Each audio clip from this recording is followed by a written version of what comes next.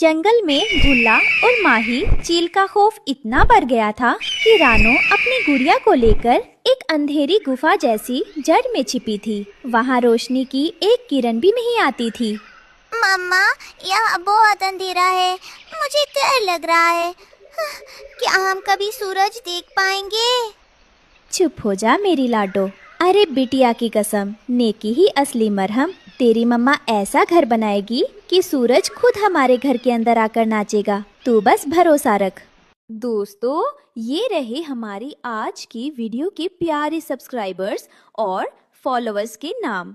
मिथुन राजपूत, इरहा, आशा, समीर अंसारी। और जो नहीं चुने गए, चिंता मत करो, अगली बार तुम भी बन सकते हो जंगल के सुपरस्टार। दोस्तों, अगर आप भी चाहते हैं मैं आपका नाम अपनी कहानी में लूं, तो देर किस बात की, जल्दी से कमेंट करके अपना नाम हमें भेजें। रानो डरते डरते इंसानी बस्ती की ओर उड़ी। उसे रास्ते में एक टूटा हुआ बड़ा सा आईना मिला। उसके टुकड़े हीरों की तरह चमक रहे थे। अरे बाप रे, गजब हो गया, ये क्या चीज है? रानो आईने के एक टुकड़े को उठाकर गौर से देखती है। उसे उसमें अपनी ही सुंदर आँखों का प्रतिबिंब दिखता है। अगर मैं इन जादी पत्थरों को मिट्टी के साथ जोड़कर अपनी गुफा की दीवारों पर लगा दूं, तो अंधेरा तो क्या, अंधेरे का साया भी वहाँ फटकने से डरेगा। मेरी गुड़िया अब अंधेरे में नहीं रोएगी। तभी अचानक ऊपर से एक भारी आवाज आती है। कालू कौवा एक फटी हुई गद्दी पर बैठकर मजे से रानो को देख रहा था। अरे भाई वाह, ये देखो, हमारी रानो अब कबार रानी बन गई है। रानो इन नुकीले पत्थरों से घर बनाएगी या जंगल के पक्षियों का गला काटेगी? तालू भाई, जो तुम्हें कांच का कचरा लग रहा है, वही मेरी बिटिया के लिए उम्मीद की रोशनी बनेगा। देख लेंगे, कल जब तेरे इस कांच के महल में चील की नजर पड़ेगी, तब तू इन्हीं टुकड़ों के पीछे छिपती फिरेगी। पागल चुरिया, कचरा बटोरने चली है। रानो अपनी चोंच में एक चमकता हुआ टुकड़ा दबाती है और तेजी से जंगल की ओर उड़ जाती है। पीछे कालू अपनी गद्दी पर बैठा बुदबुदाता रहता है। रानो बहन, ये तुम क्या कर रही हो? अगर माही चील ने ये चमक देख ली तो वो सीधे यहाँ हमला करेगी। चमक मौत को दावत देना है। चिलबुल बहन, अंधेरे में मर मर के जीने से अच्छा है कि रोशनी में शान से जिएं। अरे बिटिया की कसम, नेकी ही असली मरहम। रानो ने मिट्टी और गोंद की मदद से उन कांच के टुकड़ों को बड़ी खूबसूरती से दीवार पर जड़ दिया। जैसे ही दोपहर की धूप उन पर पड़ी, पूरा घर जगमगा उठा। घर से निकलने वाली सतरंगी किरणें पूरे जंगल में फैल रही थी। अरे भाई वाह, ये तो स्वर्ग जैसा लग रहा है। रानो, तुम तो जादूगरनी निकली। जी, सुना आपने? रानो के घर में असली हीरे जड़े हैं। अगर हम रात को वो हीरे निकाल लें, तो हम जंगल के सबसे अमीर पक्षी बन जाएंगे। सही कहा गोरी, आज रात रानो के घर की चमक फीकी कर देंगे। कालू और गोरी चुपके से घर के पास पहुँचे। रानो ने एक कांच का टुकड़ा दरवाजे पर ऐसे लगाया था कि बाहर की हल्की चांदनी भी अंदर बहुत तेज दिखती थी। अरे अरे बाप रे, अंदर तो कोई दूसरा कौवा खड़ा है, और वो भी गुस्से में। कालू को शीशे में अपनी ही परछाई दिखती है और उसे लगता है कि कोई रक्षक खड़ा है। भागो जी, यहाँ तो पहरेदार लगा रखे हैं रानो ने। माही चील अपने पहाड़ पर बैठी थी। ये जंगल में इतनी रोशनी कहाँ से आ रही है? बुल्ला, देखो, उस चिड़िया ने अपनी औकात से बड़ा घर बना लिया है। चलो उसे मटिया मीट करते हैं। माही चील तेजी से नीचे झपटी। रानो ने तुरंत अपनी गुड़िया को अंदर कर दिया। अब देखो नेकी का तरिश्मा। अरे बिटिया की कसम, नेकी ही असली मरहम। सुरोज की तेज रोशनी शीशे से टकराकर सीधे माही चील की आंखों में लगती है। मेरी आंखें, मुझे कुछ दिख नहीं रहा, बचाओ। अरे माही रानी तो गिर गई। अब मौका है हीरो बनने का। कालू माही को उठाने जाता है, पर माही अंधेरे में कालू को ही रानो समझकर उसकी धुनाई कर देती है। अरे भाई वाह, मैं कालू हूँ, रानो नहीं, छोड़ो मुझे। गजब हो गया भाई। रानो, तुम्हारी इस चमक ने मुझे अंधा कर दिया, मुझे माफ कर दो। मुझे समझ आ गया कि रोशनी को कोई दबा नहीं सकता। माही बहन, रोशनी दूसरों को अंधा करने के लिए नहीं, रास्ता दिखाने के लिए होती है। अरे बिटिया की कसम, नेकी ही असली मरहम। रानो ने घर के बाहर छोटे छोटे कांच के टुकड़े और लगा दिए ताकि रात को भी जंगल में हल्की रोशनी रहे और कोई पक्षी रास्ता ना भटके। रानो, तुमने तो पूरे जंगल का अंधेरा ही मिटा दिया। अब रानो का घर सिर्फ एक घर नहीं बल्कि जंगल का लाइट हाउस बन गया था। कालू और गोरी भी अब चोरी छोड़कर रानो के घर की सफाई में लग गए थे। माही चील की हार की खबर जब भुल्ला चील तक पहुंची तो वो गुस्से से पागल हो उठा।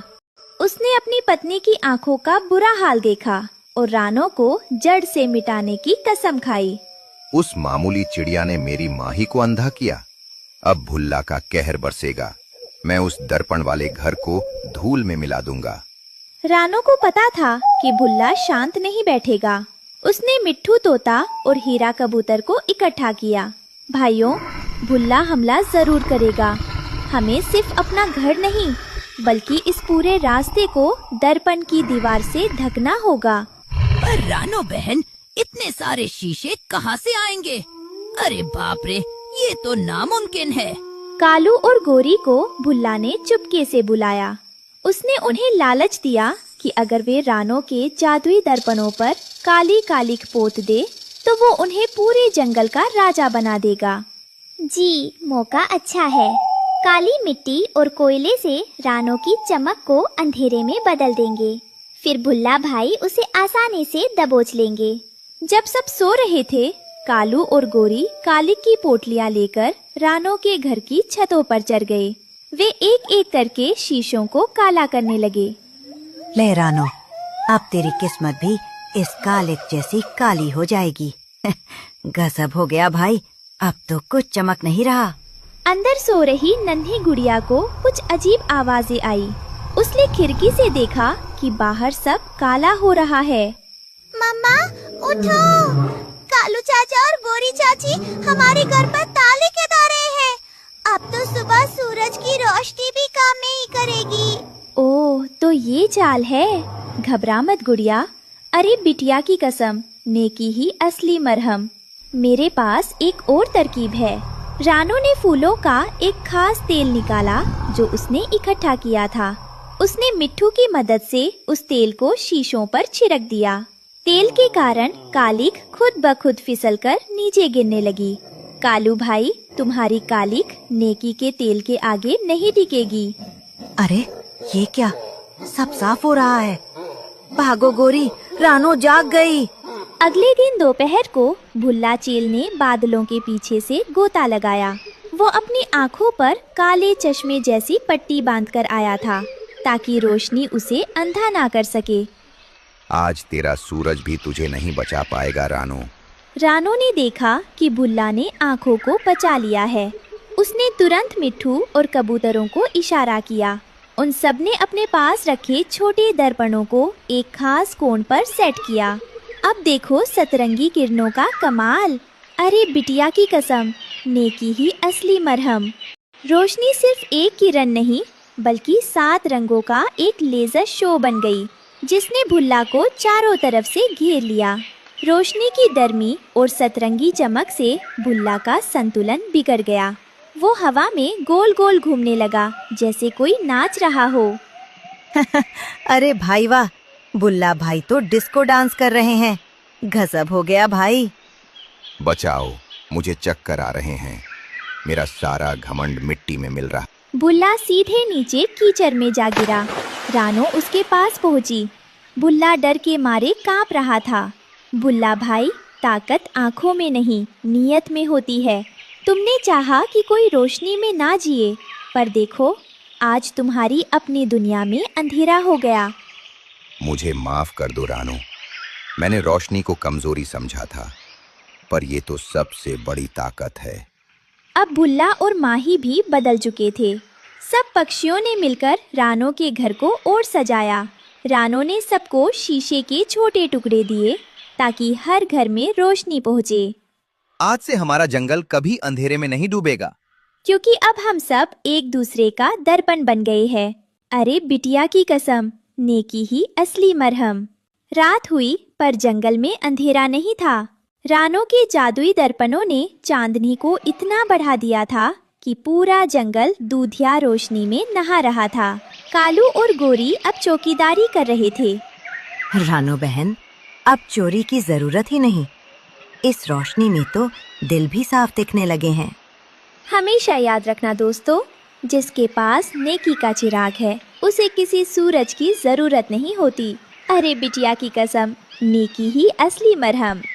कुछ दिन बाद रानो अपने दर्पण वाले घर के ऊपर खुशी से उड़ रही थी। तभी अचानक बादलों के बीच से एक भारी और गूंजती हुई आवाज आई। रानो बिटिया, गजब हो गया।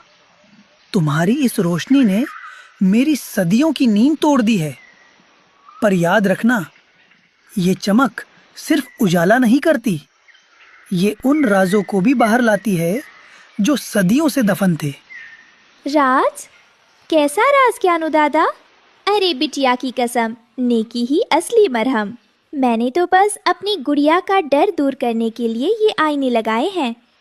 ज्ञानू दादा रानो को लेकर जंगल के एक ऐसे हिस्से में ले गए जहाँ कोई पक्षी जाने की हिम्मत नहीं करता था। यहाँ एक प्राचीन पत्थर का ढांचा खड़ा था। रानो, अपने घर का सबसे चमकदार दर्पण यहाँ इस पत्थर के छेद में लगाओ। अब राज खुलने का समय आ गया है।